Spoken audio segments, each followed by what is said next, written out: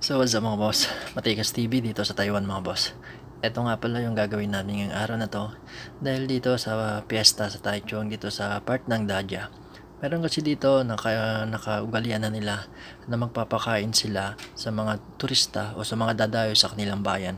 Ito na yung aming unang pinilahan. So napakarami namin ditong pumila. Maraming pagkain bukod sa mga inumin, may mga pagkain din. Pagka naabutan na kami ng mga tanghalian, so ito yung pagkain dito sa mga Chinese. So ito free nila ginagawa. Ito'y kukuha ka hanggat kaya mong ubusin. Napakasarap. So saludo sa mga taong nandito na tumutulong sa mga Taiwanese na mga kababayan nila at sa mga ibang mga Pilipino rin na kumakain dito. Masarap at enjoy kasi nga sa dami ng pagkain. Maraming salamat sa mga kasama natin ngayong araw na to dahil nakapunta tayo at experience ang ganitong bagay na minsan lang mangyari sa isang taon dito sa Daja. At ngayon ay nakasama na natin yung mga tropa natin, nakakuha na kami ng kanya-kanya namin pagkain. So ito na yung it's time to pagkain at it's time to eat. Ayan. So pagkatapos namin ay dumiretso agad kami sa mga gilid. So ito yung mga tao dito. Napakarami. Bukod sa napakarami ay hindi ka magsasawang maglakad kasi nga sa gilid-gilid ay napakaraming pagkain. Tulad nito, naiinom na kami. So kumuha lang kami dyan sa may pandang gilid at nagbibigay sila. So talagang dinadaay dito sa Daja. Lahat ay pwede mong kainin dito. Basta kainin mo, wag mo itapon.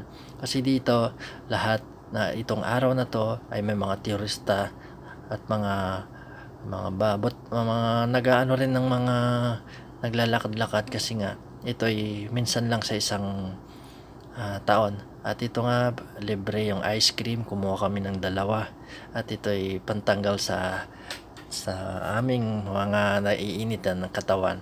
Ito rin may pakwan ko, napakaganda, napakasarap pa dito. Ayan, yung mga tropa natin, mga taga iba-ibang lugar niya sa Pilipinas. So dito kami nagtatrabaho. Sa araw na to, sakto wala kaming pasok, kaya nag-ikot-ikot kami. Ito yung araw na linggo. Ito yung araw na piyesta. Ito yung pinakamin yan. Tuwang-tuwang yung tropa natin. Oh. Tinan mo, dami niyang pagkain. Ayan. So may bag pa yan. Minsan nilalagyan namin yan pag di namin kaya maubos. Ayan. So si kuya nakadalawang ano pa yan, ice cream. Ayan. So mga tropa natin na mga Tatcha. So shoutout sa Tatcha Chemical.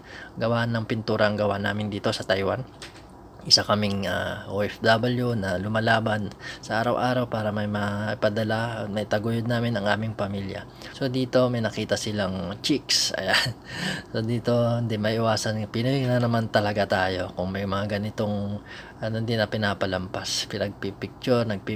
Ayan. So pagkatapos nun syempre tawanan at ito na may tinapay na naman sa gilid. Kukuha na naman tayo ng tinapay para makain natin sa gilid. Busog na kami dito kasi ang dami na namin kinain.